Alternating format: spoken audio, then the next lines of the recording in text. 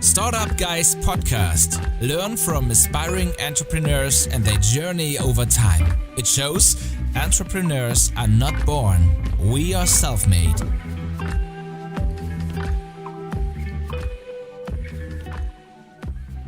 This podcast can be made, seriously. Puppy! Oh my God, John. I'm so sorry. So let's give it another try. Welcome to We Are Self-Made, a show from StartupGeist. Damn it. Like, this recording sucks. I don't know. Anyway, John, welcome to this experiment.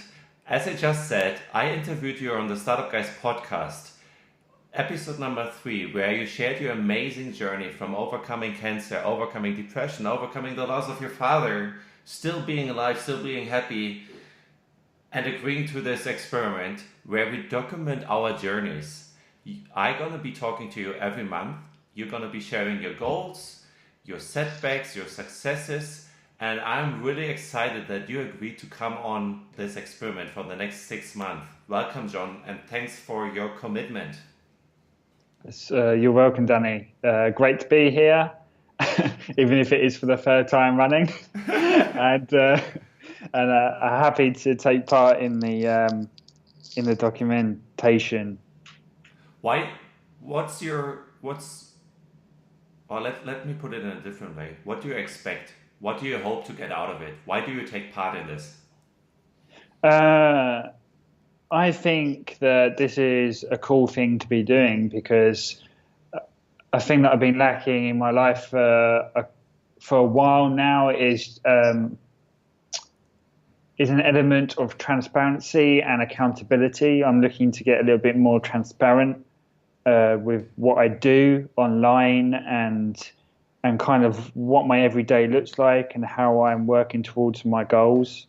And accountability is a big thing that I feel like I could do with a large slice of to help me kind of put my money where my mouth is and keep moving forward at the speed that I can and that I'm fully capable of, which I'm probably not doing right now. Okay. Thanks for sharing. And I know that we agreed we want to be extremely honest, extremely transparent about our journeys, about our emotions, about our thoughts that we're going to go through. And as I explained earlier, I'm going to be updating the audience every Friday. And with my 5 guests, I'm going to do this on a monthly basis. So you're going to be interviewed once a month over the next 6 months and going to share your journey as a documentation. And today, I like to get a little bit deeper on who you are, what you are doing, not so much about your journey. So if you guys want to listen to John's journey, go to StartupGeist Podcast. It's episode number 3. But today I want to first humanize you a little. Who are you? Why are you doing what you're doing? And then as a second part, I would like to talk about your bigger goals in life. What's your mission? Why are you getting up in the morning? And then break them down into 6-month execution goals. So we have a mission, a direction goal, and then we have 6-month execution goals. And I see my job in the next 6 months as a friend, as a coach, as someone who helps you stay on track and helps you to get to where you want to go. And as a last point, as a public statement, I would like you to announce your commitment to be part of this experimentation, that I can hold you accountable for the next 6 months. So that's what we're going to do today. And let me kickstart with a really stupid question. I know they are not stupid questions, but sometimes I feel like it's stupid. If you could be an animal, what would you be? Okay, so I have a bit of a funny answer to this one. I'm not sure why I say this every time.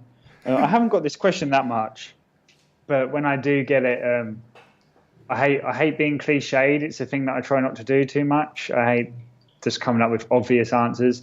So one thing I say to this question is I would be an ox.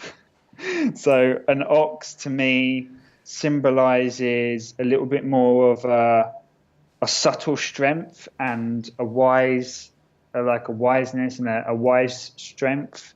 I I felt like a lot of people, you hear a lot of people say things, like leopard and lion and stuff, and obviously for very well-known reasons. But I don't know, it's something that I've said once before and it kind of stuck with me. So an ox is an animal that I feel like I would be.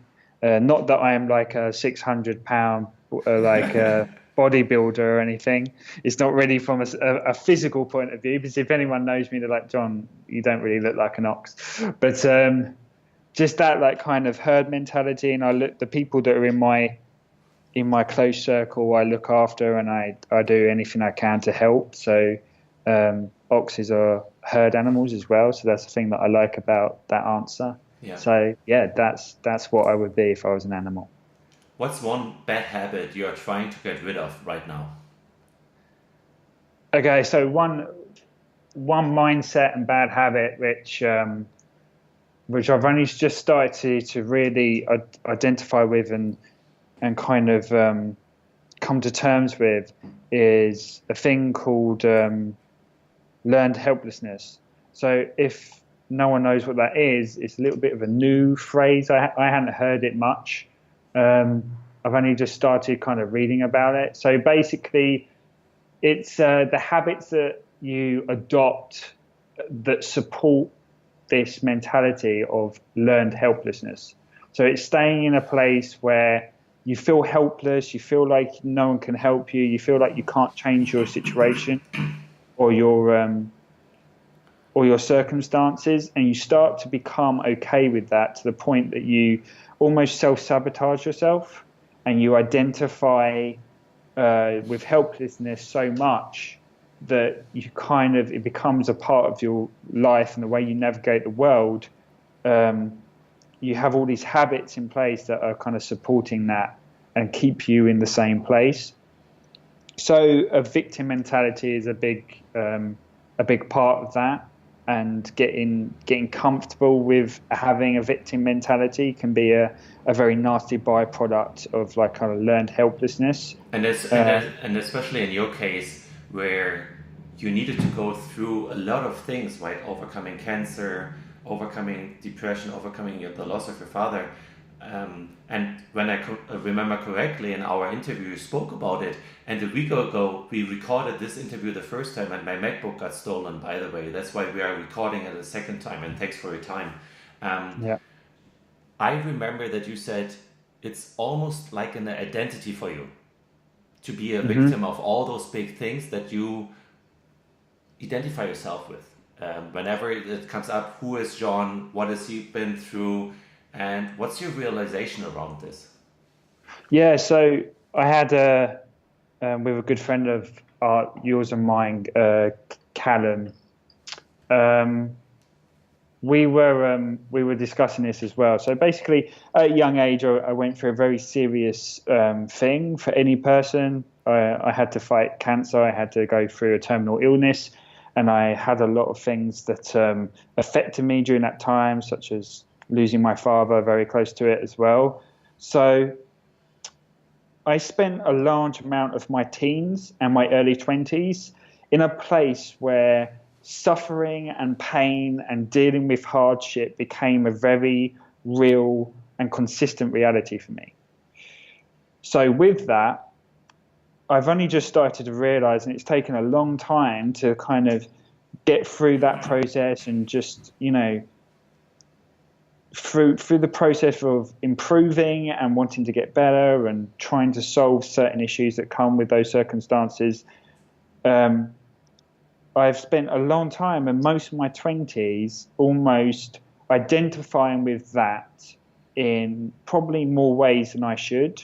And it becomes a part of your identity, and it becomes a part of your personality, because it's a big thing that gives you power, because it does give you power. Like, if you think of it as going to the gym or fighting, like it's a fighting mentality. It's like being a survivor, right? You're fighting. Can you give us an example where you felt like that's stopping you from achieving your goals in life, or it's stopping you from having a partner in your life or having the health in your life? Can you give us like a concrete example of how this victim mentality not really helped you? So I see there's two, this is how I put it. There's two types of power that help you get through life. There's a small amount of power that comes from the fight, right? Which is, I'm going to fight this. This is happening to me. I have to clench my teeth and I have to be a fighter, a survivor. I have to bear the suffering. I have to get up early in the morning. I have to do this, even if I don't like it, even if it's hard for me. And it kind of comes from this place of like, you're the fighter, right? Mm-hmm. So it's the difference between, so if you're the fighter and you're in the sea, you've got a wave coming towards you, and you'll clench your teeth, you tense your body, you say, yeah, I'm going to fight the wave, and the wave comes up to you and it crashes into you, and then the wave goes around you, and you're like, yeah, I'm a fighter, I got through it, but you're clenching your teeth, and it comes from this little bit of a dark place where you're like, I can beat this, I can beat this. That's one way.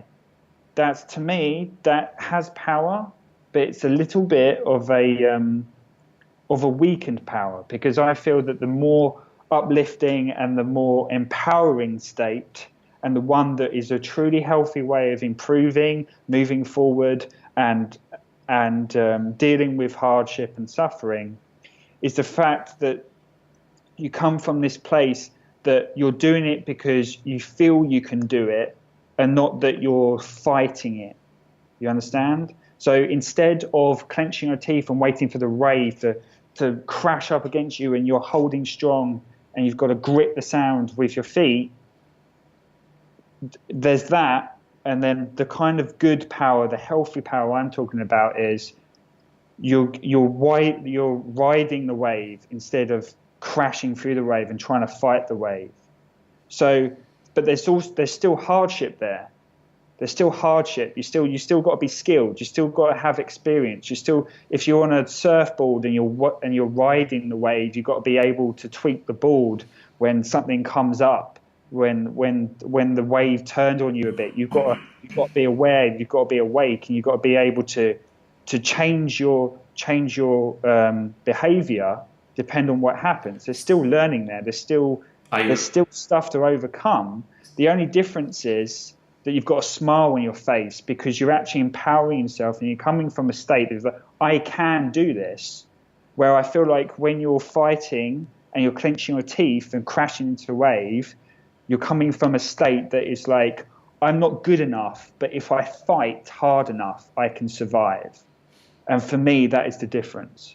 Let's be concrete, John. Let's be about you. So that means that you realize that you have been crushing the waves as a fighter, as a weakened power, but you realize there's a much stronger power in you. So if you ride the wave, you accept the ups and downs for what they are. They are just ups and downs. You overcome, but you don't identify with them. You become more powerful, and this allows you to do bigger steps in your life. It's healing from within.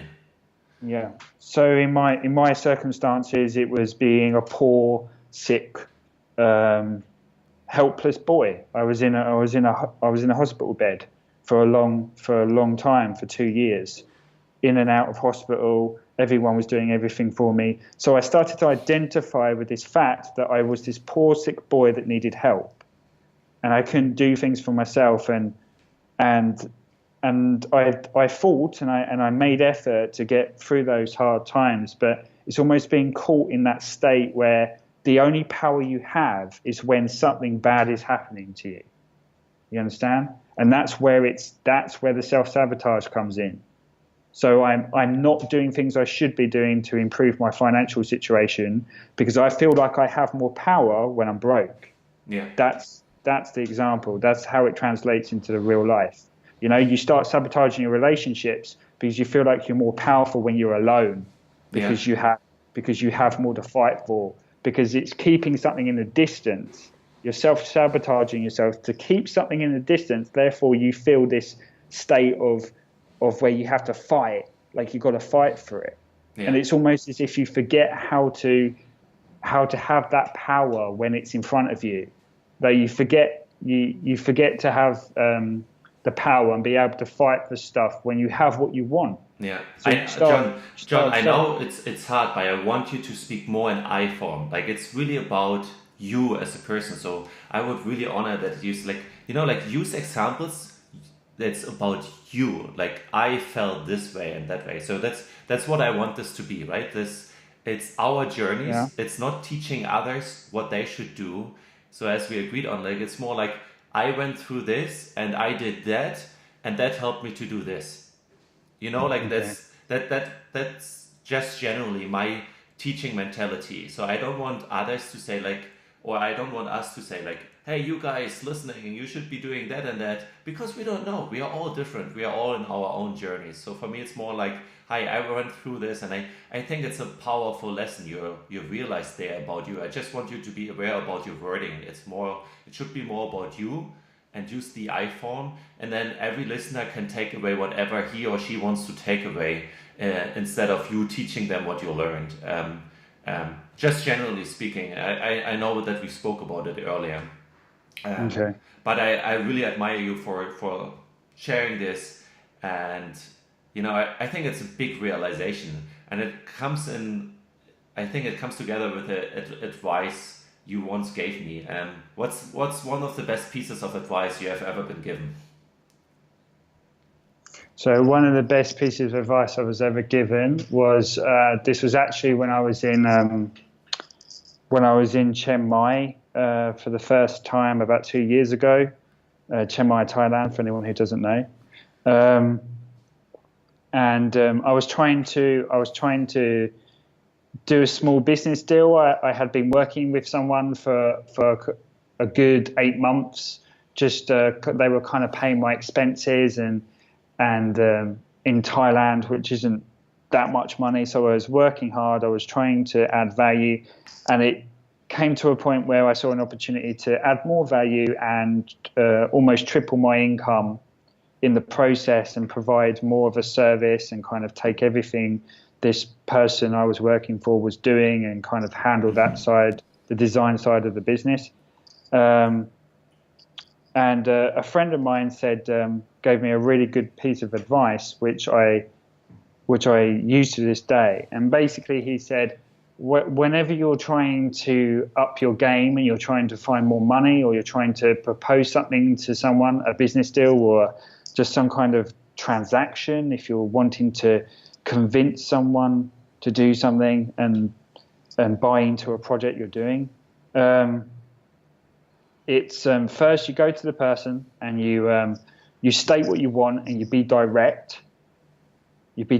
So in my case, it was, I want more money, and I will deliver. In turn, I will deliver this, and this. And as you say, what you're going to deliver, that's the second part of it, is you have to justify why you deserve what you want. So if you say, I want more money, then you have to say, the reason why you should pay me more money is because I can do this, I can handle more of the logistics. You don't have to worry about it. I can add this value. Yeah. And then one of the big things, which a lot of people, the third part of the advice, which is one thing people really struggle with, is he said, once you do that, he said, shut up.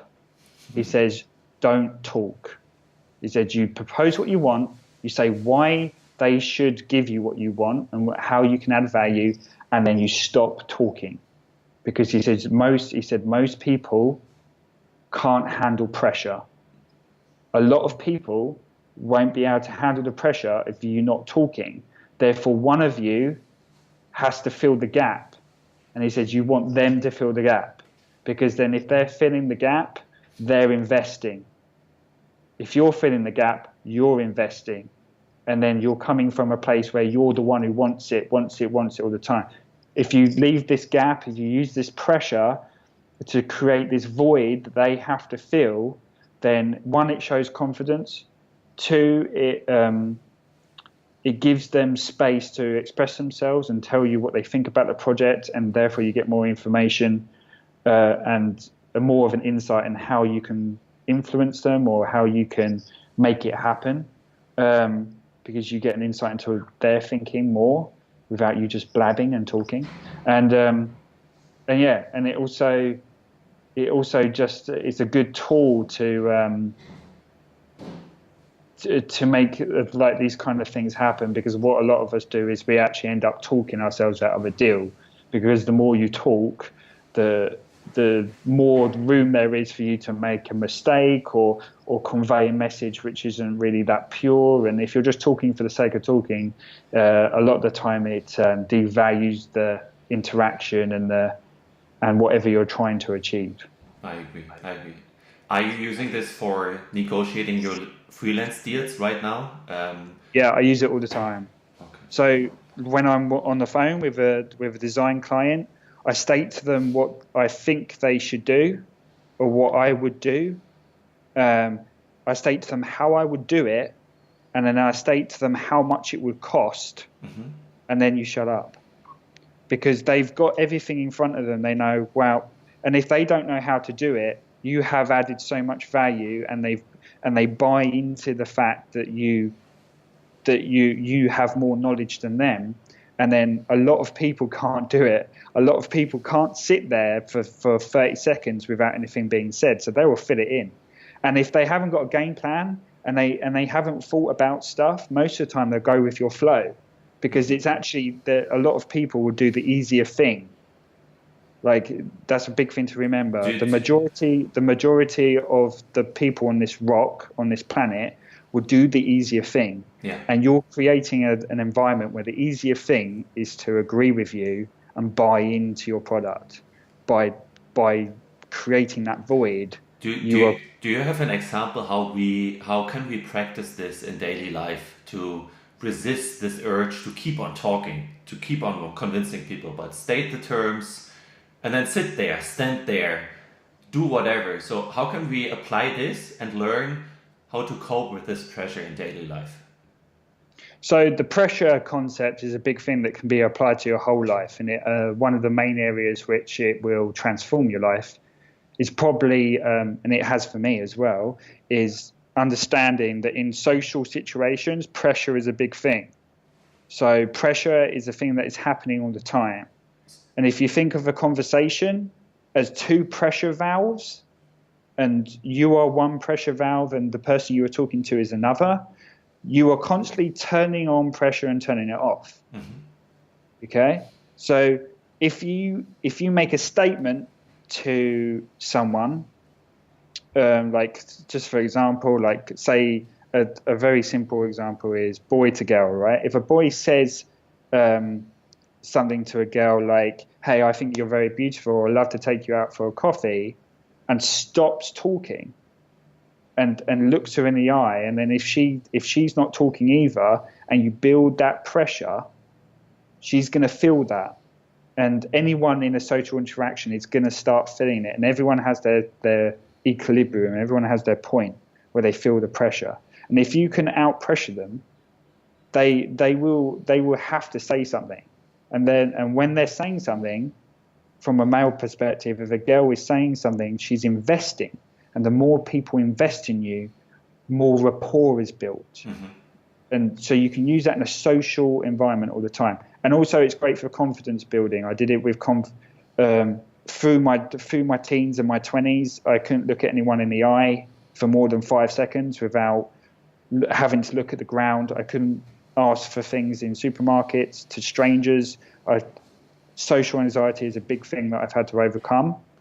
And I've overcome it mainly through taking action and putting myself in situations and just getting used to having that underlying pressure there, and just getting comfortable with every little step, just increasing it, just trying to increase it in social interactions. And you can do that. You can do that by cracking jokes. You can start very small and just try and hold eye contact without speaking. That's a powerful one. And like, there's loads of ways you can do it, but just toy with pressure. Like you see it a lot of pressure give and take is you see it a lot more in where we interact with strangers. You can see it a lot more. So in an airport, one thing you can try in an airport is when you're lining up with your bags, everyone is, everyone is expected to move forward in the line. Everyone is expected to make the line move forward.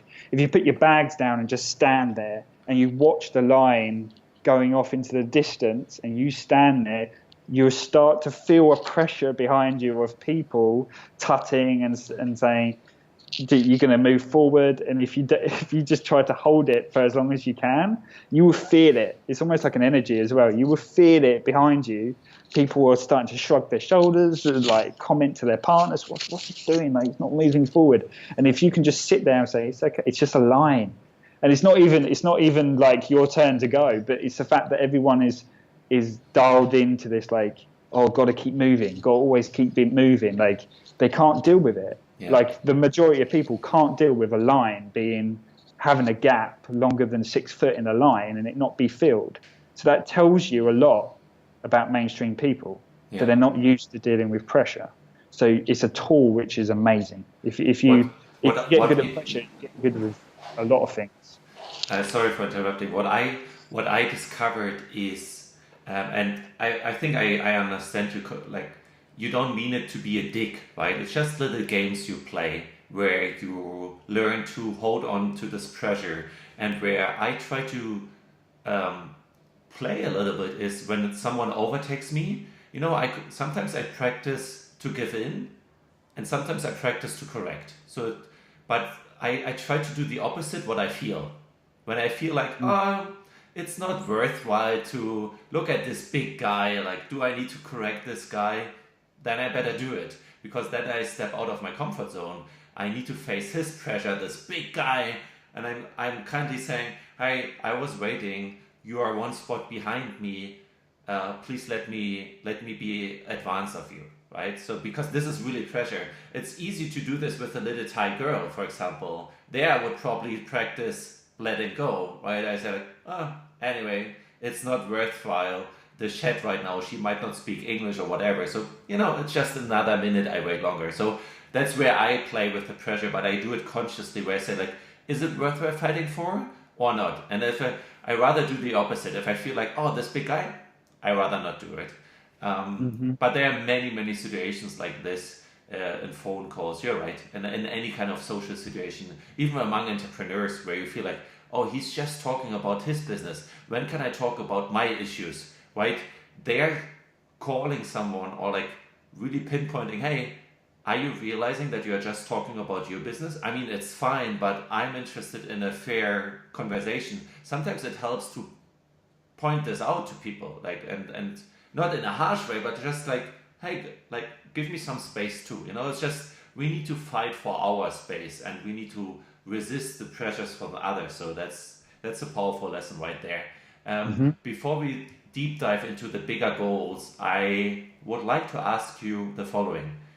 When you die, what do you want to be remembered for? And I know it's a big thing, but maybe you have one or two, like a bigger picture answer, what you feel right now. And I know it's going to be changing in the future, but what's your legacy? What would you like to leave behind? I think my legacy is, it's a hard question sometimes, because I think a lot of people feel like when they're asked this question, they have to come up with, like, you get these visions of grandeur, like, you've got to kind of imagine yourself and 6 million people coming to your funeral or something. Like, for some people, that's quite hard to do. But I think for most people, I think there has never been a funeral where 6 million people attended. No, exactly. So it's like, for me, what's important and the legacy that I want to leave behind is me being true to myself and living a life where I'm living it because I want to live it, and I'm not living it out of fear. That's a big thing. That's a big thing for me, and inspiring others to do that in the process. And just to remember that everything, most of the things that you're imagining and you dream of are possible. But it takes jumping, and it takes commitment, and it takes change as well. I want to leave a legacy where change is more of a thing that is celebrated than a thing that is feared. I think that's a big calling card of mine, and I try everything I do. I try to I operate in that way. And if I feel like I want it enough and there's something stopping me, I will dedicate as much time as it takes to try and figure out why is this thing a problem for me, and what is stopping me? Like, what is the thing that is holding me back, or what is the resistance there? And I'm always looking outside the box. I'm always trying to ask myself different questions to break down the problem and take certain aspects of my life apart and put them back again. So I want to leave a legacy where people aren't scared to question, and they're not scared to take their life apart a bit, and just have the playfulness and the curiosity to say, what if it was like this? What if I just tried that? What if I just did a different routine? What if I just met a few different people? What if I just jumped on a plane and went somewhere different for a bit? And just have the openness and the playfulness to actually live life out of love and with authenticity, without having this fear of being judged and caring what other people think. So that's a legacy I want to help people unlock and carry on as I'm gone. I love it. And in the next 6 months, I'm gonna be there for you, whatever you want to achieve. We're gonna deep dive into it in a second, but I believe it's a worthwhile legacy fighting for, and I support you as best as I can, really actively in the next 6 months and beyond, as a friend, of course, as well. What I just recently learned from Tony Robbins is that metaphors and the words we use are extremely powerful when we speak about ourselves. And self-limiting beliefs, positive self-talk, all this shit, but that's not what I mean. It's like really like simple, small words we use. And for example, I want to get rid of change as a word, and when I speak about myself, I rather use upgrade. And he pointed it out, because change is inevitable. Change is every moment, every second. It's a law of nature. Everything is changing. But change sometimes implies you weren't good enough before, now you need to change to get better. But that's not what it means. It's just that's why upgrading is a better word. It means, you learned something from the past, from whatever, and now you upgrade yourself, or change, but I prefer upgrade, into a better human being, into a better person. You grow, you learn. So everything in life is learning, and it's a learning opportunity. And that's why I try to choose words that empower myself. And I think instead of using change, upgrade would be one of those words. So I'm now consciously, actively choosing upgrade instead of change.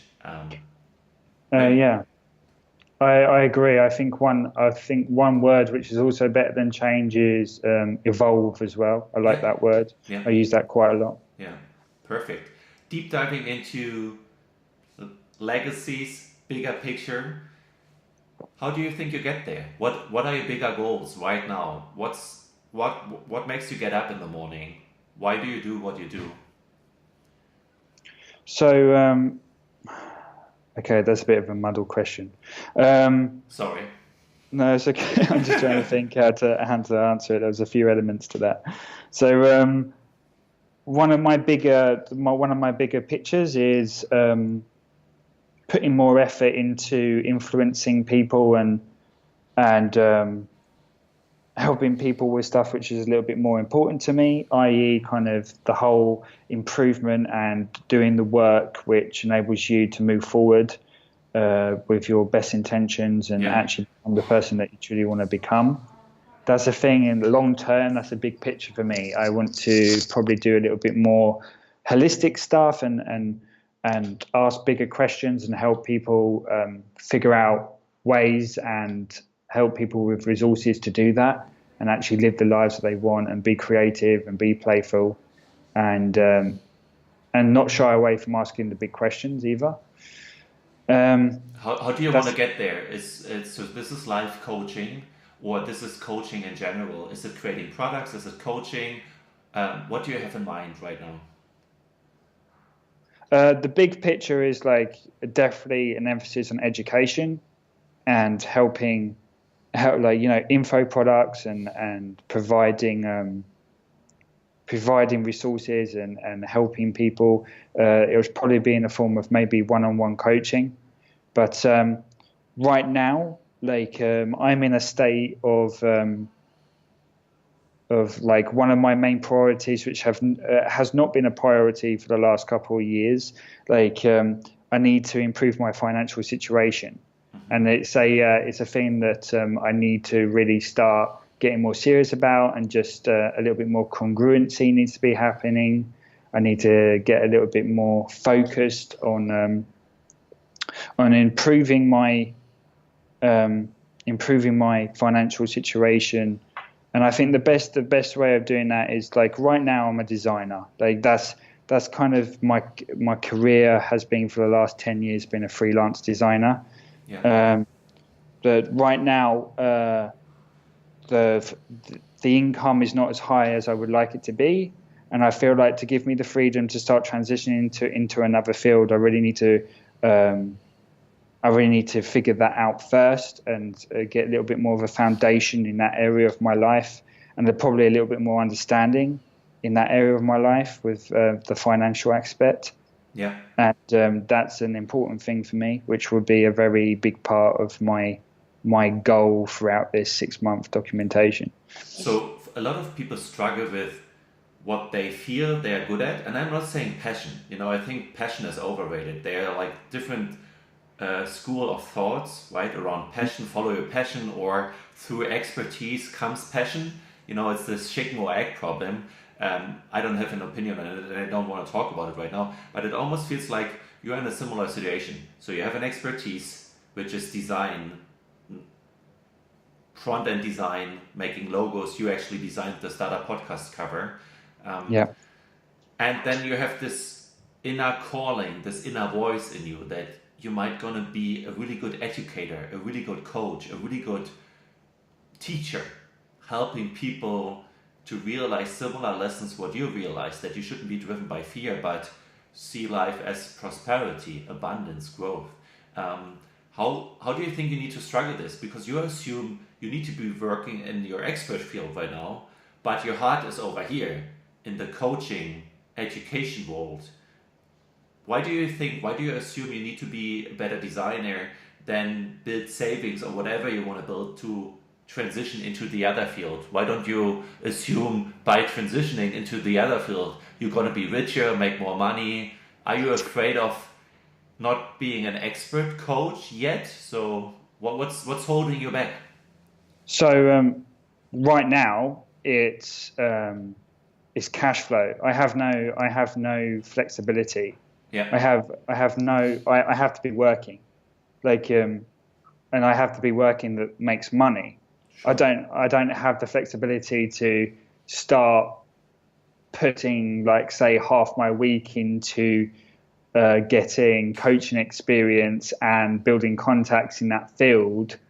I don't have that time to invest right now, because all my time has to be making money, because I'm not making enough. Yeah. To allow me to have that flexibility. How much are you making right now? So right now we're making about $1,500 a month on average. Sometimes it's more. Did you say we? Who is we? Oh, sorry. Like I say we because I have a couple of people that work for me through. I'm a freelance designer, but I have a few guys in the Philippines that help me with jobs sometimes when I need them for, like, web for coding and stuff. So how much is in your pockets? What are we talking about? So we're talking about $1,500 to $2,000 a month. Okay, and where do you want it to be?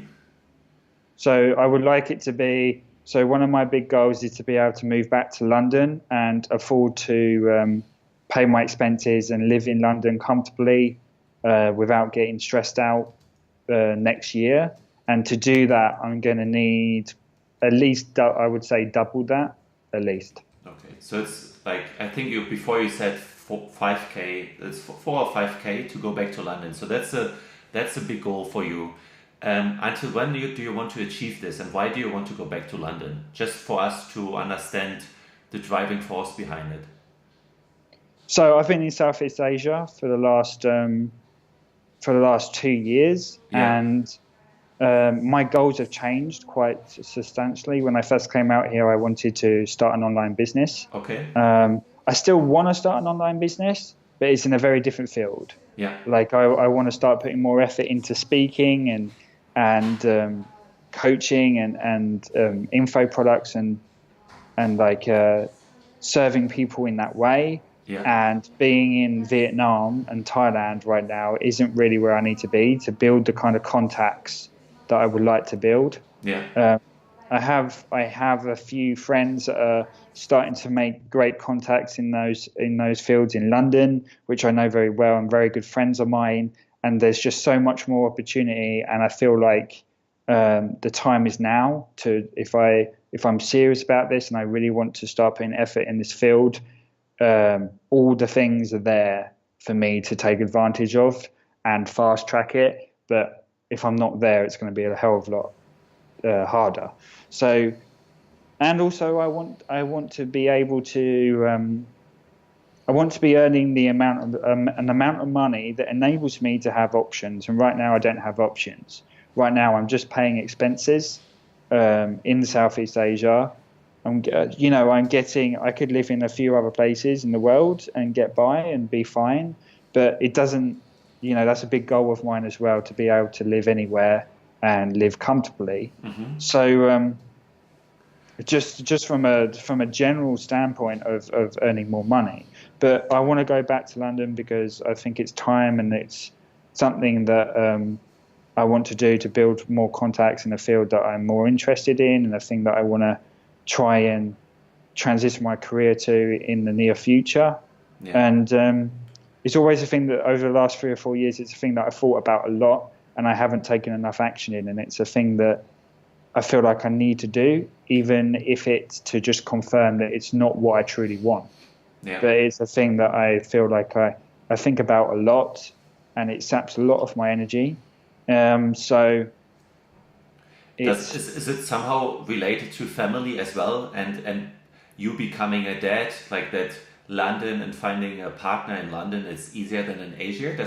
Or is it purely business career focused? That, and I certainly agree that, because a lot of us who go on this journey, becoming a digital nomad, traveling the world, it can be lonely, but you make friends or friendships like us, which is really empowering. But at some point you realize, wait, I learned so much. I can contribute to the society I'm from a lot if I go back and be really there as a coach, as a consultant with my business. Is this your thinking as well? Like going back, delivering a lot of value, and on top of it, it's maybe even family reasons and setting up a base? Yeah, that has always has parts of it. Like, it's nice. It would definitely be nice to be closer to my family and stuff. Like, it's tough being away for long periods of the year and not seeing your family. But I've always, how I've seen it, I've always tried to go. I've always tried to get and travel to the places that are most suited to what I want to achieve. Like 2 or 3 years ago, I thought what I wanted to achieve was just work online, create an income, so that I could have more time. And also I was interested in travel. I hadn't done a lot of it, so I was looking for that kind of getaway where I could get away, get a different perspective, which I did. But through that perspective, I started to see a different side of myself, like a side of myself that I like breaking difficult problems down, and I like discussing things with people and having in-depth conversations and educating people and helping people through giving them this this kind of opportunity to express themselves and feel safe with me and stuff. And what was actually important to me, all this stuff came out of traveling and learning how to make money online and being in Asia for the last 2-3 years, and always getting in touch with myself. And so right now my goals have changed, and being in Southeast Asia is not the best place if you want to build contacts with high-end coaches. Like it's just not the best place to be. Like they pass through and stuff. Like there's definitely some people in that field in Asia, but it's it's a very Western thing to have the openness to want to change and pay for someone to teach you different skills in that area. And London is a massive hub of that. There's a lot of coaches in London. There's a lot of self-development companies in London and events and things. So that is more suited to my goal right now. So that's why I want to go there. And I have a few contacts there already. So, and I've lived in London before, so it's more familiar. I actually used to be scared of London. Mm-hmm. There was actually this will give you an insight to me, is like when I was very shortly when I came out of university and I was still very shy, found things very hard in terms of social anxiety and just being in my head all the time. I had a moment where I was actually in London and I kind of stood in the middle of the street and I had this overwhelming feeling of just feeling so small, like being in Oxford Street, like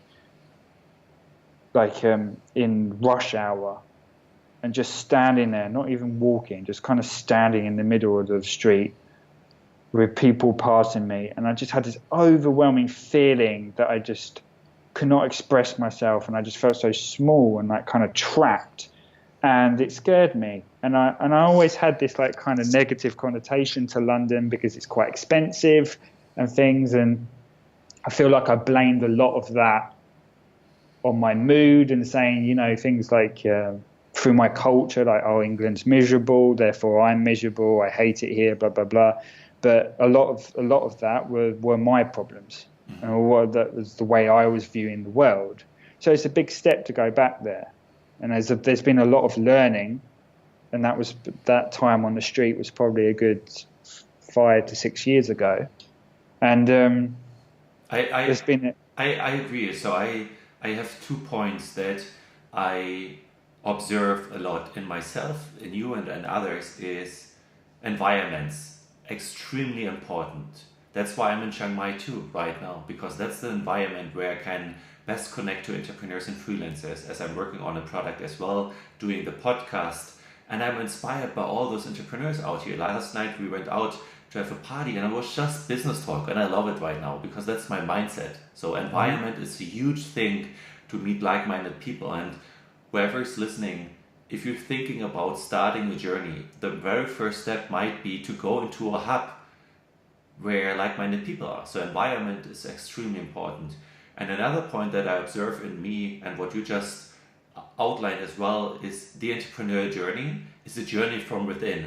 So you almost need to heal yourself in order to serve others, to truly serve others, to not be ego-driven, to not be too self-obsessed with yourself. So you need to first deal with your issues. And as you said, it was your problems, feeling the way you felt about London. And now you actually healed yourself, or you're a more stronger person from within. You can go back and appreciate London for what it is and now truly help people there. So environment and healing yourself from within as you go through the entrepreneurial journey. And as you outlined before, you might not have reached financial success or whatever, but you are mentally, physically, emotionally richer, healthier than ever before, just because you went on this journey. And that's an overlying theme I see in many, many entrepreneurs out here. It's not that you become rich, but by living the life you want on your terms, you are healing yourself. You become so powerful, so confident in how you think, how you argue. And I really want to acknowledge you for this. And I think you're a prime example of what you can learn if you go into this journey. And I definitely really appreciate it, because a similar journey here. Mm-hmm. Last question before we go into the public announcement. What needs to happen for you to earn more? What are you planning for the next month that we can hold you accountable? What are a few concrete actions you, John Wilkinson, need to take in order to achieve your goal? The 4 to 5, let's say 5K, let's make it a little bigger, 5K income through freelancing. So what's your hourly rate right now? How much hours are you working every week right now? What are you planning to do in order to increase your hourly rate, to get more jobs, better jobs? What are you planning to do? So I am right now. I'm working. The hourly rate is kind of difficult. Most of my work right now is coming from an online platform called Upwork, which I have an hourly rate, but I'm not always working to, because there's a thing called fixed price jobs.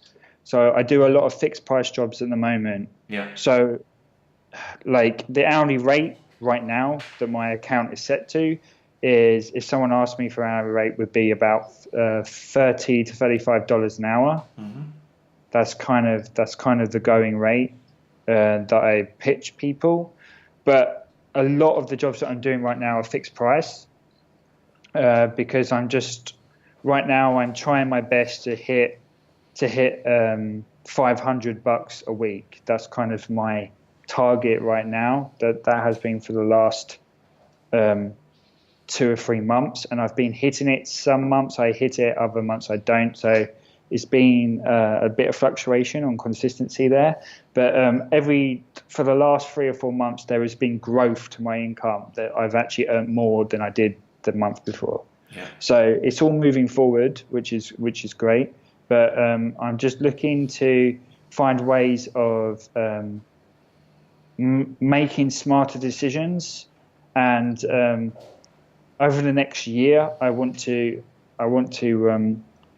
try and create a few assets which are creating money without trading time for money. That's a big thing for me right now. But I think the best course of action right now is just aiming for higher projects and trying to get a higher rate. How will you do this? So that's the goal. So what concrete actions will you be doing to get a higher hourly rate? You could, for example, right now, you could go into your Upwork account and just set the price to $50 or even $100 and see what happens. Yeah.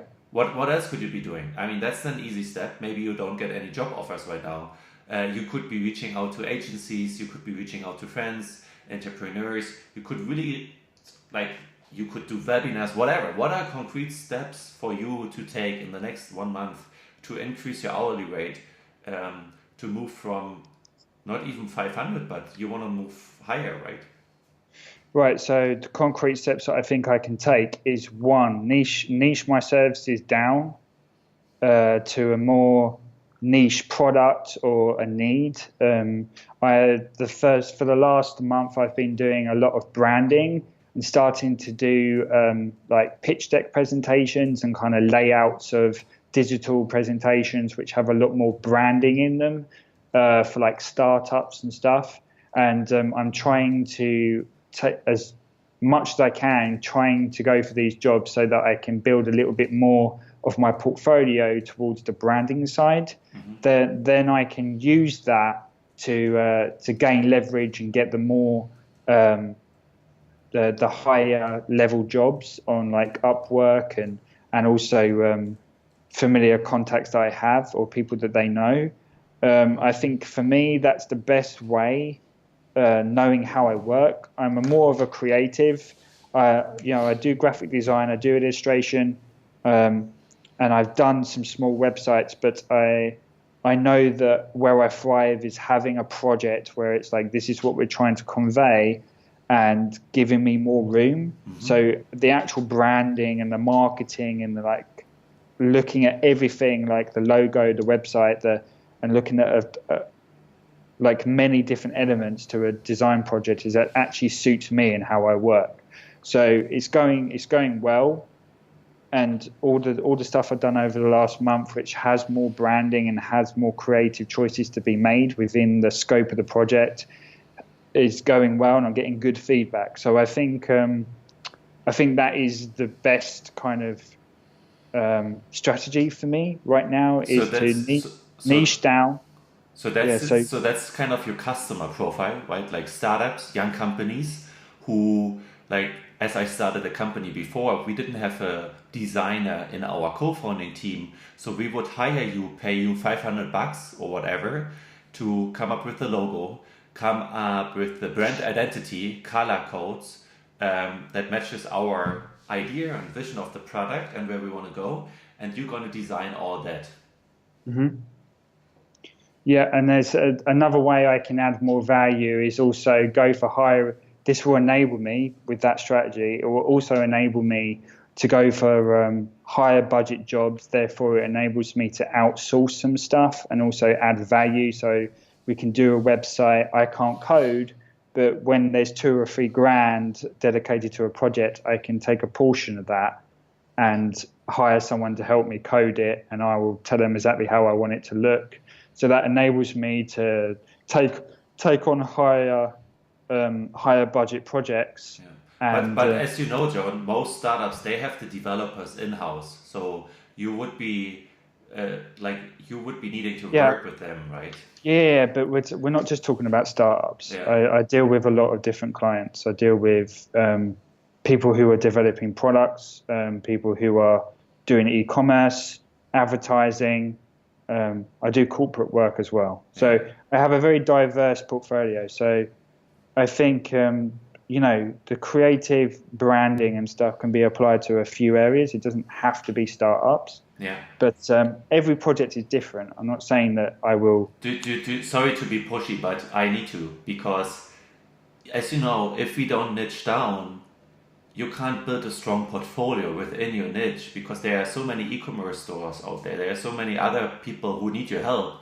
But if you do everything for everybody, that's not a niche strategy. And you just said you want to niche down. So where do you want to focus on?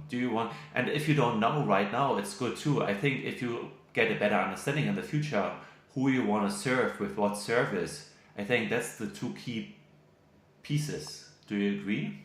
Mm-hmm. Yeah, I do. But I do also think that, you're talking from startups, like from a digital sense all the time. But I know for a fact that there's startups that do need, I know a lot of them have coders, but there's other things that they need. Like there's middleweight companies that, they only need a simple website. And they're selling a product, therefore they do need I help. I agree. It was not about startups. It was about niching down. If you focus on small companies who don't have developers in-house, and the budget is dedicated for you to design the website or have other people make it based on your design, perfect too. But I'm just saying, you need to niche down. You need to find a clear customer profile, a persona of people or of companies who fit your target well. I just feel that you are all over the place right now with startups, companies, e-commerce, solo entrepreneurs, podcasters like me. And it's okay. You are taking every job you can, but I think in order to build a strong portfolio, you want to be niching down. Yes, I know, but I can't decide on that right now. Like, why not? Because I need to decide. The thing is, like, it's fine saying I want to niche down, but if I don't have the portfolio to back that up, I've got to get experience in that. But that's an excuse, John. I mean, you need to start somewhere. I mean, you need to put your flag somewhere. I need to start somewhere, but I can't drop all the other jobs I'm doing. That's not what I'm saying. I'm going to get experience in startups. If I don't have enough portfolio, to get the jobs with a startup. Okay, let me ask you another way. What's enough of a portfolio? How many jobs do you need to have done in a specific field to tell them, hey, see, I did 10 projects, 5 projects. How many is it? It's like a good 5. I don't know, like a good 5 projects probably, or like good quality projects that show that. But I'm starting to get that now, but it's only been over the last 4 or 5 weeks that I've actually managed to get these jobs which are a little bit more like they're paying lump sums of like $500 to like $300, which has helped. And before I was just doing little jobs for like, $100 here and there. Yeah. And it was less focused, as you said. I'm only just starting to see that I have this kind of skill that is obviously getting good feedback, and that's only been a realization over the last couple of weeks. Okay. So it's quite new to that respect. So so what I see as your big challenge, and please correct me, you have the heart, like somehow like a topic that speaks to your heart, that is coaching about fear, and now you are using your expertise, like the design, right? And I think for you moving forward, you need to even become much more clearer, as you just agreed on, and focus on who you want to help with your designs in which field. And you should not be thinking about the other side. I think that's extremely hard to not look at the coaching and whatever business, but be truly focused on becoming an outstanding design branding expert. And the next time I would like to talk more about how you want to get there, how you want to define yourself as a design branding expert, for whom and what your actions will be. I think that's going to be a challenge for you, not to look at the coaching, but to really be focused on how can I become a design expert. And I think it's even more of a challenge because you already know you want to transition at one point into the coaching field. So I might feel a tension there.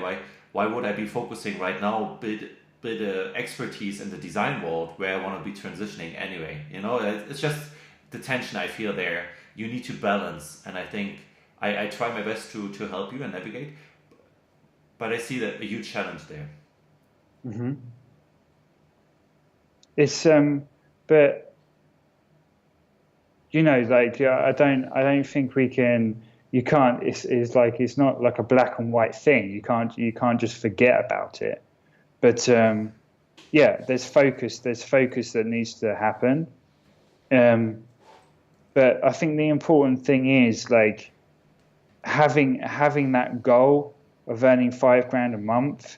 Like I need to niche down, but obviously there's a decision to be made there, and there's research that I've got to think about it a bit harder, and I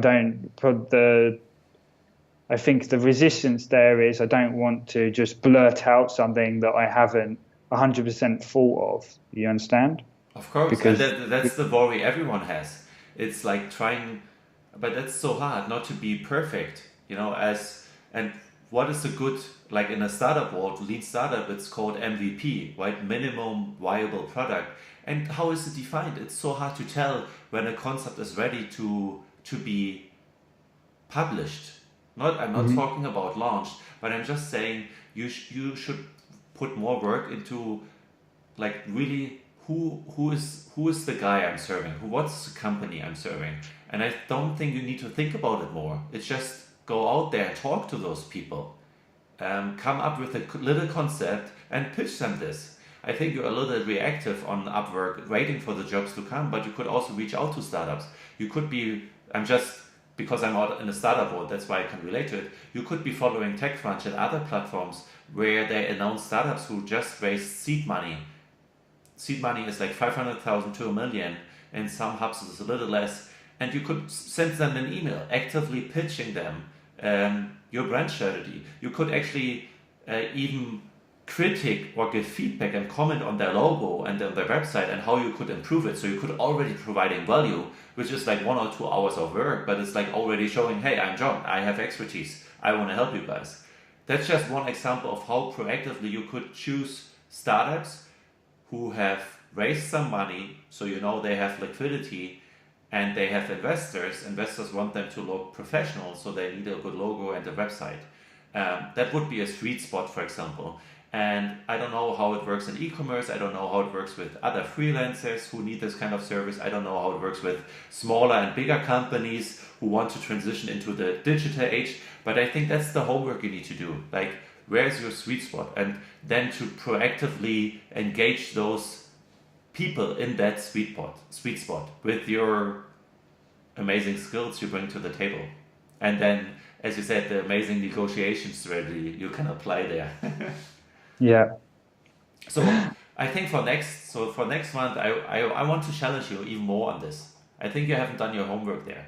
And I'm speaking out of experience. I haven't done my homework with StartupGeist either. It's like, what's my concrete niche? What's the concrete people or companies I'm serving. And I think most entrepreneurs do a really bad job at it because we are afraid of being too small or just serving a little portion of the market. But in the beginning, it's fine. And especially as an expert who wants to have hourly rates like 150, 200 bucks like you want to be fucking niching down to, even within the startup world, it's too big. You know, they're offline, online, physical products, digital products, even startups are now becoming, it's so broad already, right? And that's what I'm saying. I think every entrepreneur, and me included, we need to do a much better job in defining what are we doing for whom, what problem are we solving for whom, and that's the two key things. So I wanna challenge you on this one next month, and then want to hear what you did on this one.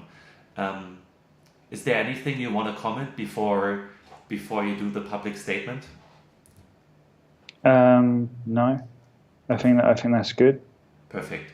And I remember after our first interview we did last week, you said like, "Wow, that's so hard. I got really hot.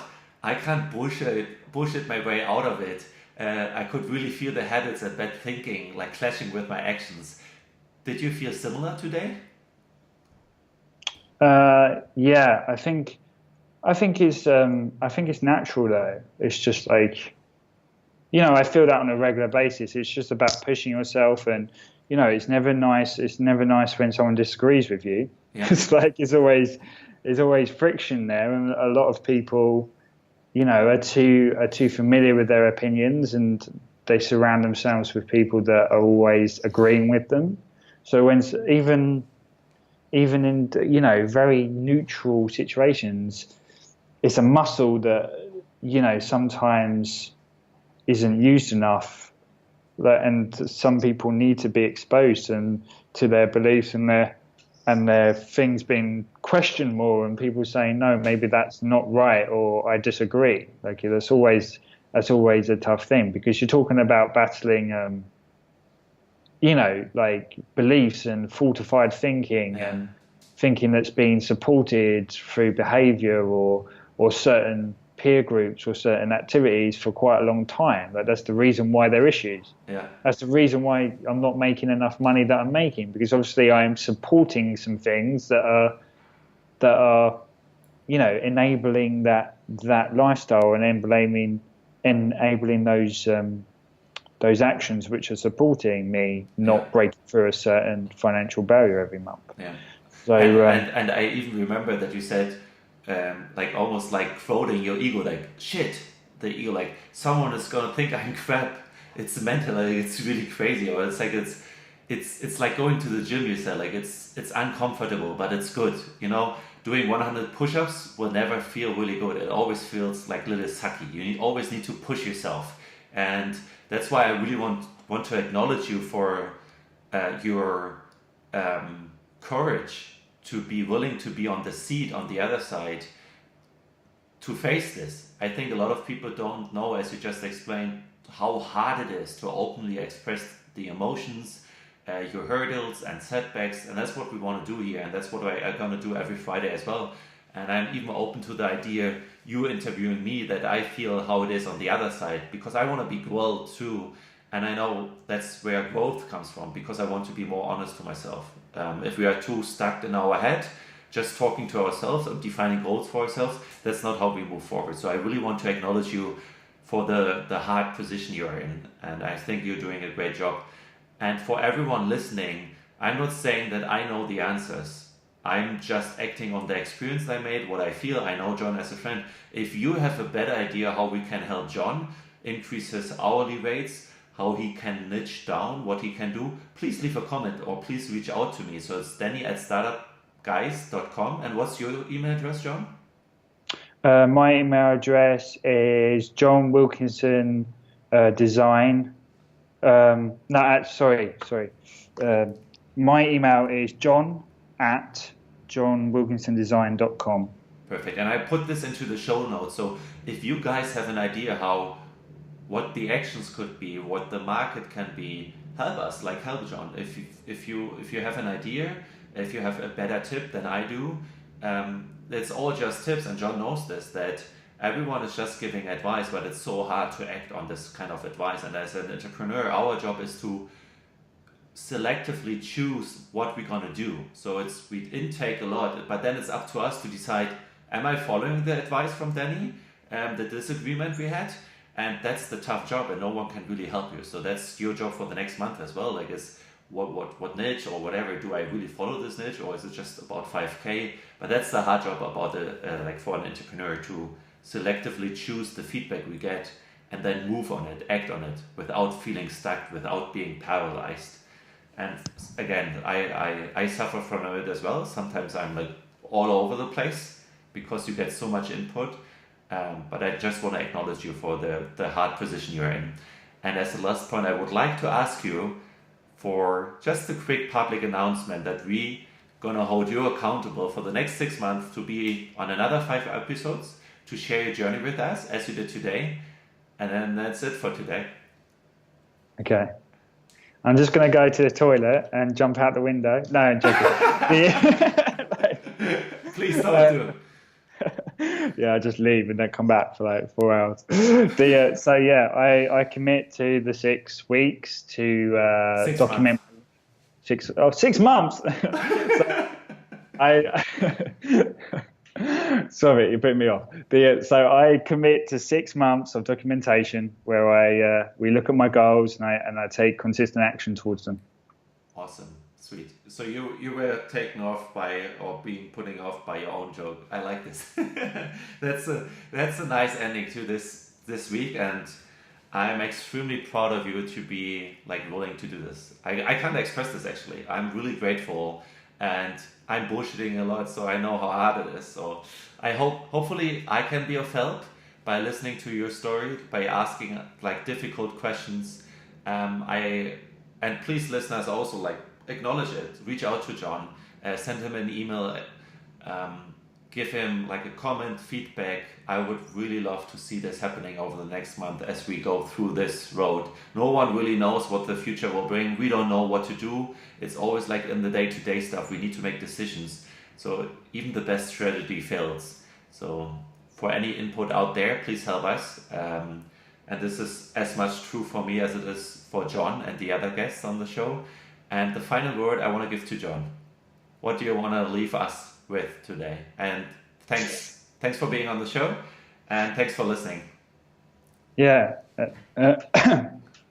Final words. I don't know. Just like obviously, if you have any tips and stuff, then leave them in the comments or contact me.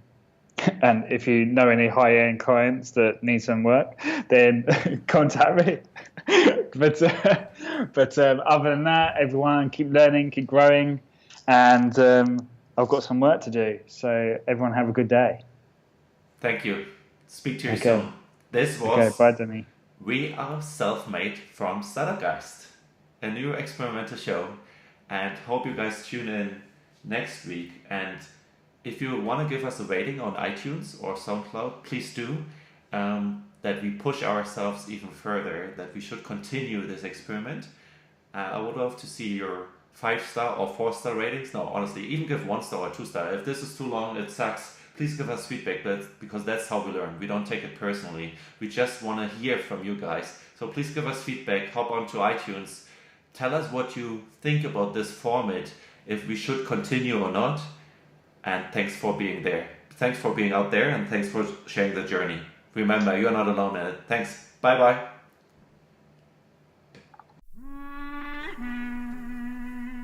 StartupGeist Podcast. Entrepreneurs are not born. We are self-made. Please leave an honest rating on iTunes or leave a comment on startupgeist.com/podcast. Thank you for listening.